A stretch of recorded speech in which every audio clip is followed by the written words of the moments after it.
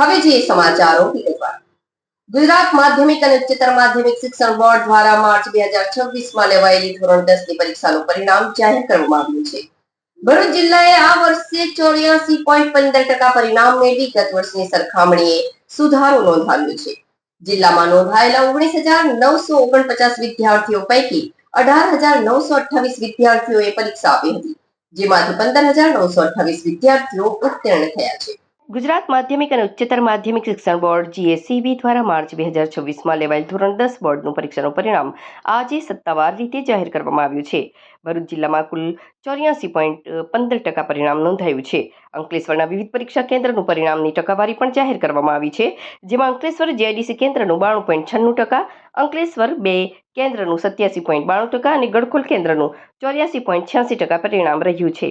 આ ઉપરાંત અંકલેશ્વર કેન્દ્રનું 83.52% અને અંકલેશ્વર 3 કેન્દ્રનું 71.81% પરિણામ આવ્યું છે। હાસોટ કેન્દ્રનું પરિણામ 87.73% નોંધાયું છે।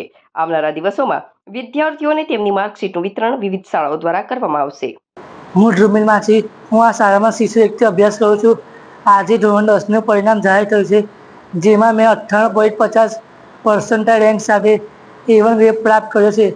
આટલું સરસ પરિણામ મેળવીને મને ખૂબ આનંદ થયો છે। આટલું સરસ પરિણામ મેળવવા માટે હું મારા શ્રવણ વિદ્યાના ગુરુજનોને, માતા પિતા અને ઈશ્વરને ખૂબ ખૂબ પ્રાર્થના કરું છું। આભાર શ્રવણ વિદ્યાને। આગળ તારે કઈ લાઈનમાં જવું છે ને શું? હું હમણાં સાયન્સમાં મેથ્સ લાઈન કરું છું અને કેમિકલ એન્જિનિયરિંગ કરવા ઈચ્છું છું।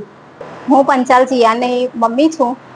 આજે મારી જે 82% લાવી છે શ્રવણ સ્કૂલના શિક્ષકો તથા એમના સ્ટાફને ખૂબ ખૂબ અભિનંદન ને ખૂબ સહકાર આપ્યો તે બદલ આભાર બધાનો।